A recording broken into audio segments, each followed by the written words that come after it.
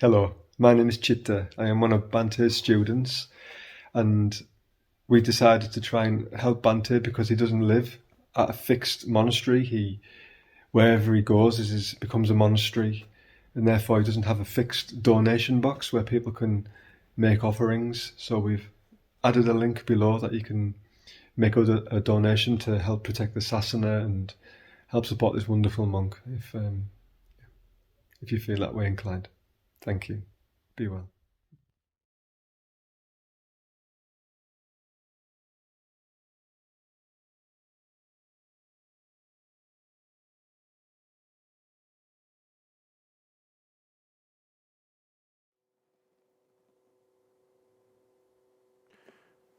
So the question is, to whom or for whom or is it that you're suffering?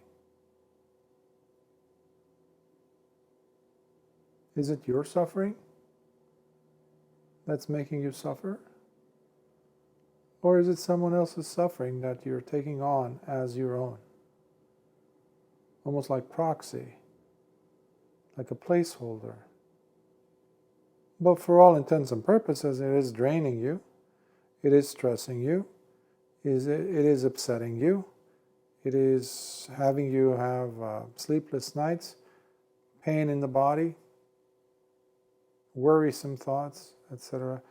But is it because of your own suffering? I mean, it might seem like a weird question, right? Because the person is suffering, but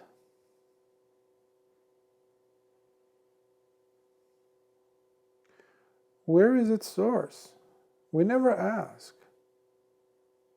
We just go with the first impression we get from, it's the feeling, which is a discomfort, which is unpleasant, which is a painful feeling. And because we're feeling it, and that's the end of the conversation for us, we just lock it, we just put it aside, and we say, this is my pain, and let the identification process continue with it. And this is, for all intents and purposes, my suffering.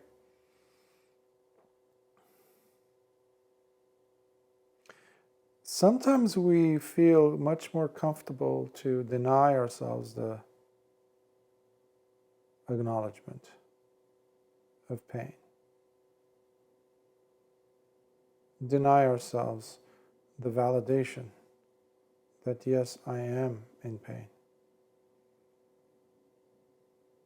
Yes, this person has disrespected me. Yes, this person is neglectful of me. This person is ignoring me. This person is not loving me. It's too much. It's too big of a pill to swallow. It's too much for some of us.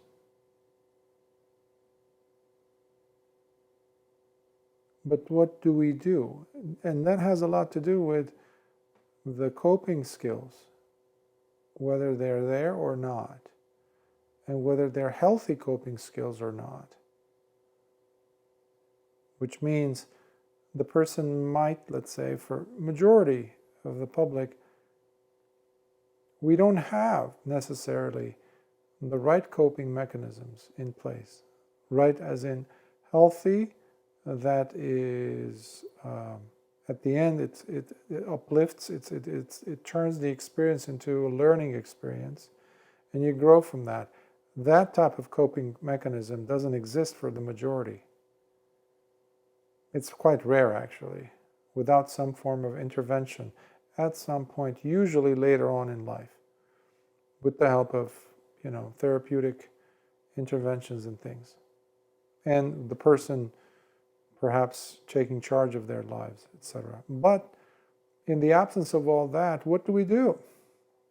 And for decades, we look for proxies. We look for things that will become the sounding board, as it were, of our pain, of our discomfort. It has a face, it has its features, it has its source, it has, if it's a large group of people, it is a public, it is a community, it is a world, it is a country, it is a people, or it might be a person or a cause. So if it is compelling enough for us, guess what the mind does? It says, aha, I have found a good candidate for my expression of revolt, my expression of upset, anger, resistance at least, to this unfair treatment of this person over there. So we don't necessarily cognitively do this. We do this emotionally. We do this because the energy has to move. Energy cannot stay in one place for long without transforming itself. It needs to move. And so long as you are placing yourself under stressful situations, what that will translate into is, well, it needs an outlet. So you look for a job, you look for a situation, you look for some type of an activity where you are involved, where you make that person, that community, that cause, those people, you turn that into your rightful fight to battle for. And you will be 100% genuine, of course. This is not like you're faking anything. I wouldn't say it involves faking. However, it still is inauthentic. Inauthentic as it relates to you and your pain. Because what you have done is you have deferred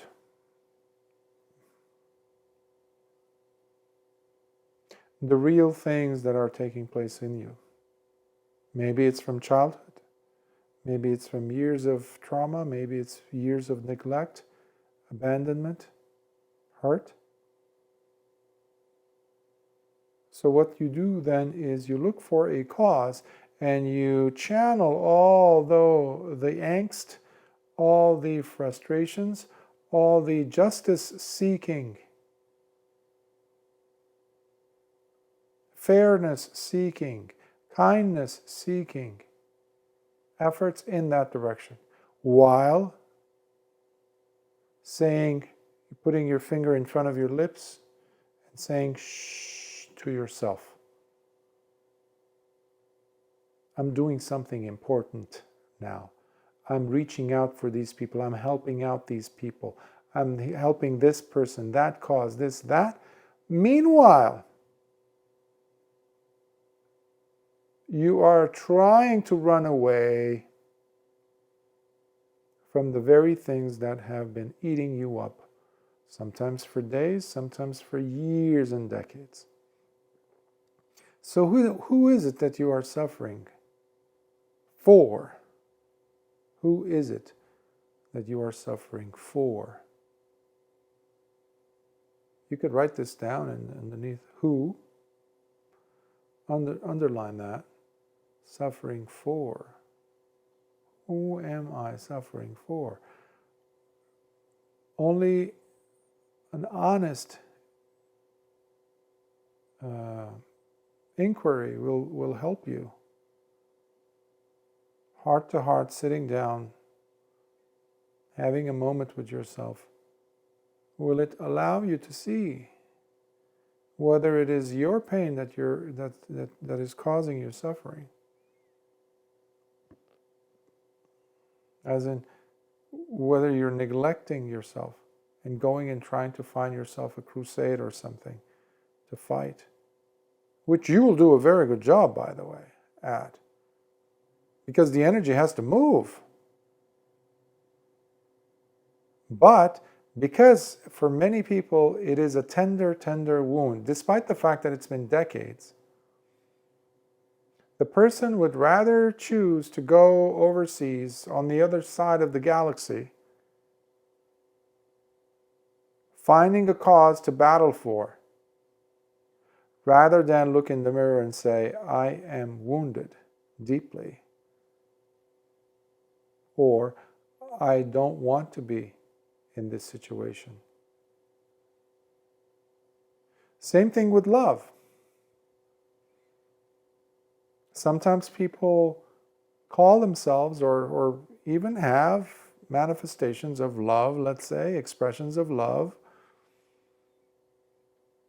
but it's consequential. It's circumstantial.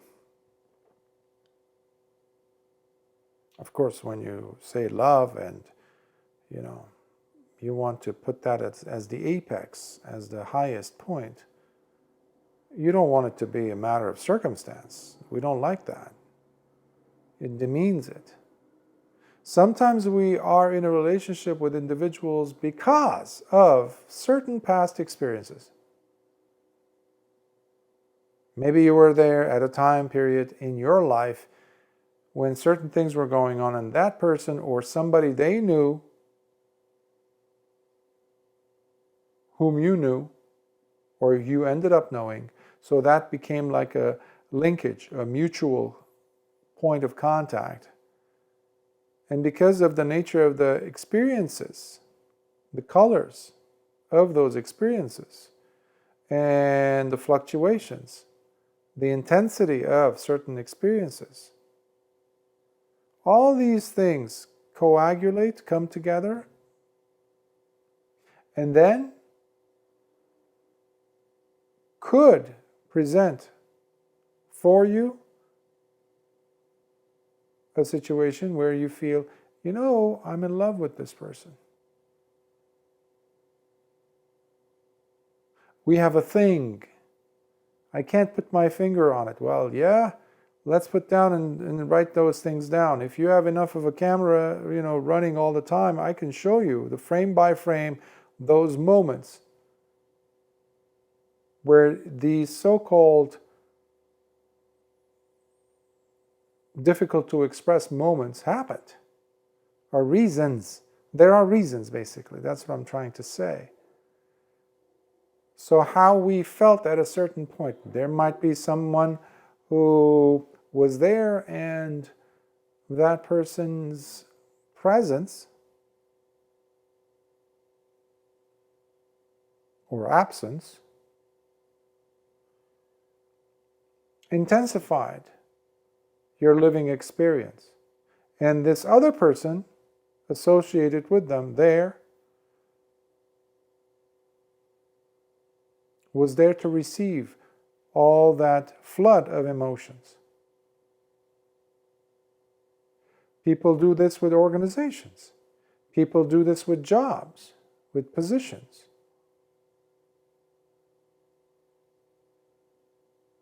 I know individuals who gave up everything in their lives to go after a career that was, or a position in a company that was failing. But somehow or other, that person felt the need, because they came to him asking him for help,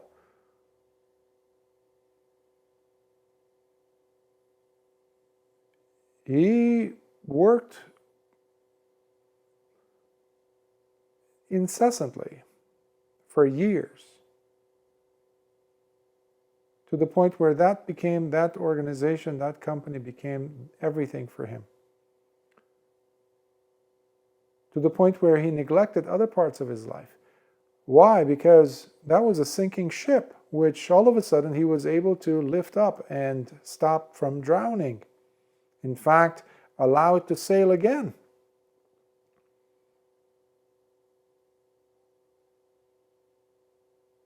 Eventually, he was no longer there, but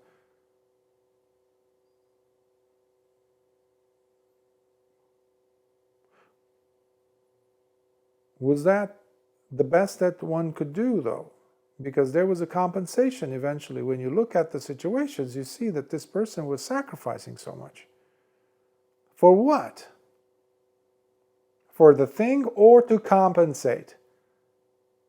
To fill up the gaps in one's life by doing these things without addressing the main problem. So are you addressing the real issues? That's another way of pointing the finger in the right direction as to who is it that you're suffering for.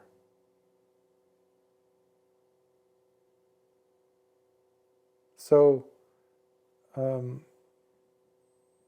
it's important because we demand respect from others. We need to get respect from others, of course. But a question would be, a more, I guess, fair question would be to ask ourselves whether we are willing to give ourselves that respect first. And sometimes that's the hardest thing to do. Because it's easy to demand or get upset at someone who's not respecting you or doesn't know how to, because they don't have self-respect to begin with. So they treat others the way they are treated. In their mind, they treat themselves like that, so they think, oh, that's normal. They don't pause. So when you are in a relationship with someone, for example, for the wrong reasons, because this question also came up earlier, I think. Well, not in these words, but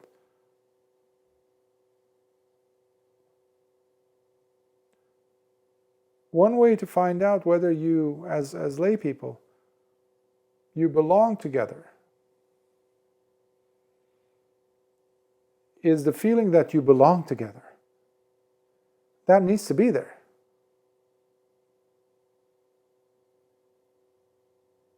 It's like two bundles of reeds. You lean against each other. But also you give life to each other. You also protect one another.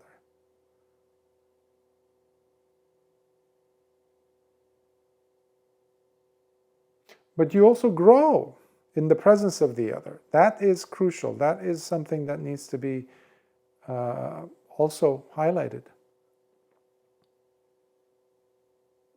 You must feel happier in the presence of the other person, not in their absence.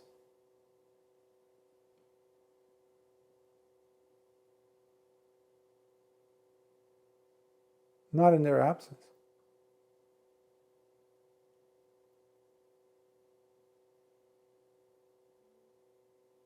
Life is too short.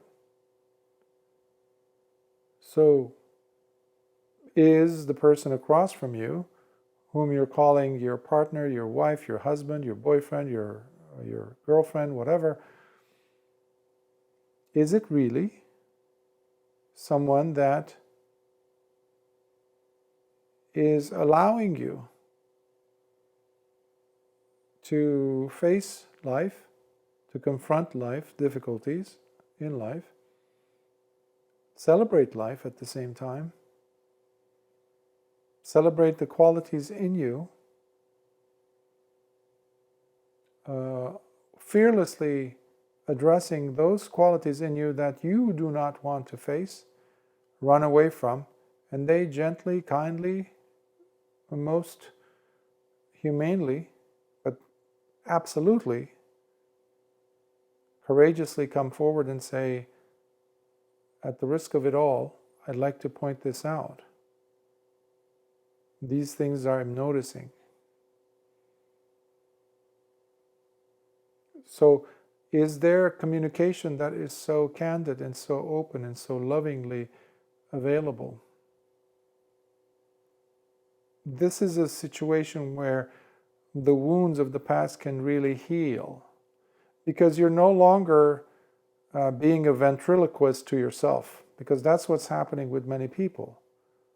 Remember the causes I mentioned, or the people, or the other causes, other people over there, or this community, that global situation, this, that, as the person is running away from their own pain. They don't even want to look at it. Theirs. So they will find a thing, let's call that the ventriloquist's prop, the thing that they stick their hands through, and they start using the hand and moving the mouth piece of that doll or puppet, whatever. But the problem is the person becomes their own biggest deceiver, because they turn that puppet towards them and they start behaving. They start expressing not their suffering, but suffering of someone else. But they convince themselves that they are doing something wonderful because they are addressing suffering. No, it matters. Whose suffering is it? It is that you're addressing. So long as you haven't addressed the right suffering,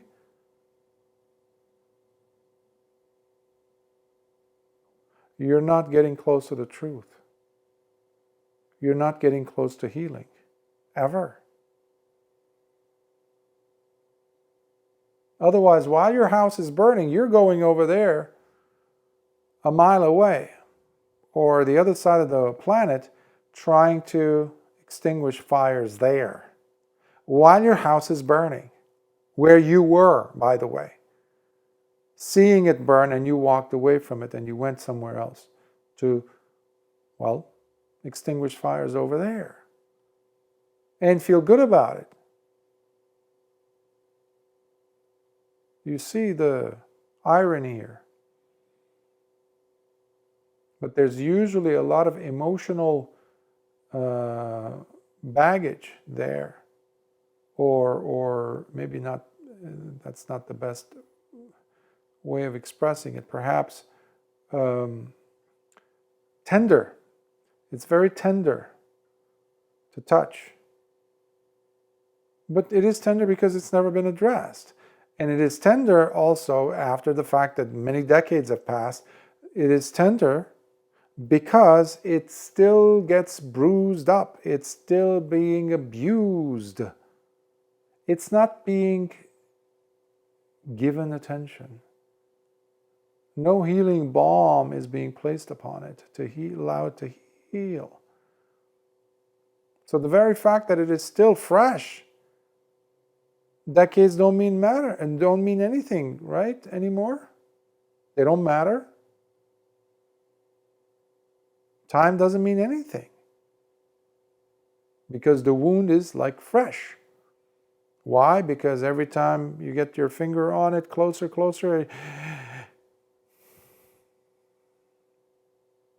see? It's amazing having this mind. This is just a big deceiver. We come up with so many different ways of lying to ourselves, hiding our pain from ourselves, and using other things, other ploys, other things, other tricks, other props. No wonder Lord Buddha calls being honest, truthful, such a powerful ingredient in the transformation of character, in the transformation of a person from being a wounded, suffering individual to a vanquisher, to a conqueror, someone who's transformed truly, someone who's full of metta, someone who's full of life, someone who is wise. But there will never be any wisdom as you leave your house here burning, walk away from it and go somewhere else to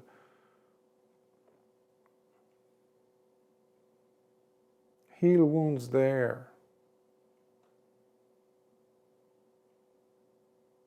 So stop being a ventriloquist and really take care of yourself and your wounds. You must take care of your wounds. ultimately no one can. No one can. Not your loving partner, if you can find one. And when you do find one, it's work. But at the same time, you need to feel good about being around them. They need to allow you to blossom and grow in every fashion, in every aspect of your life. Your thinking will have to change to improve. I mean, naturally it does. Your communication, the way you look at the world, the way you turn your head and gaze at something, the way you chew your food changes. The way you feel, the way you breathe in and out, the way you walk. All these things in the presence of love, they really take on a totally different shape. But you have to make sure that it is love. It's not something else. Most of the time it's not love, sadly. It's circumstantial. It's either physical attraction, sexual, it's status, it's depending on the age of the person or persons involved, it could be a fear of being alone. That's a big one, by the way, for a majority. Everyone will get to that point. Every person is going to get to that station. They will see it, and it's terrifying, being alone, for most people. Because we don't like to see ourselves without anyone to take care of us, etc. It's completely understandable, of course. However, when you think of it, we are all alone, despite the fact that there's 8 billion of us on the planet.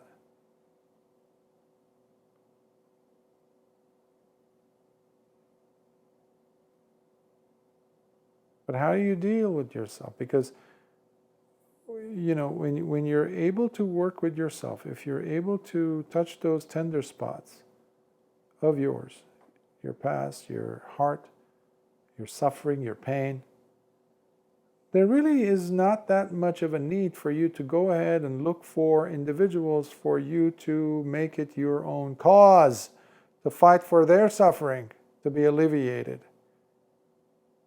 Because when there's nobody else, guess what? You're back to square one. You are now facing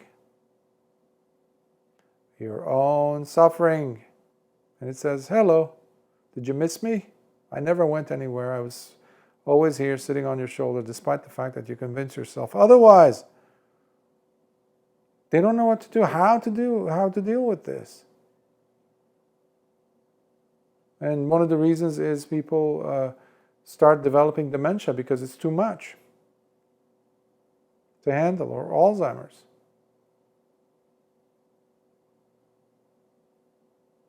It's too much to bear. But before getting to that, or have that be a possibility for us even, if you live your life where you fearlessly address what's really eating you up inside,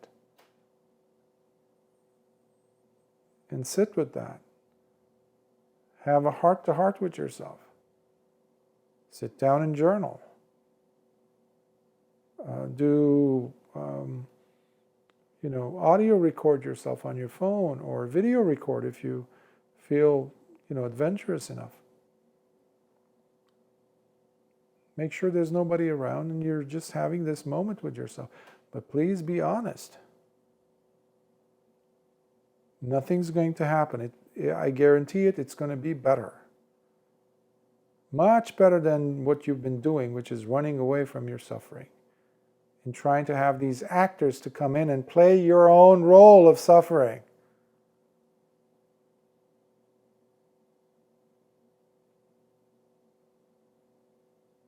ventriloquist.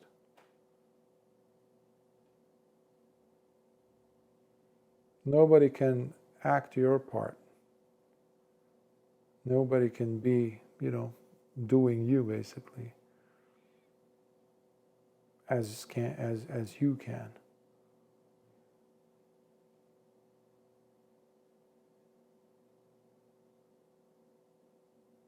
Mm.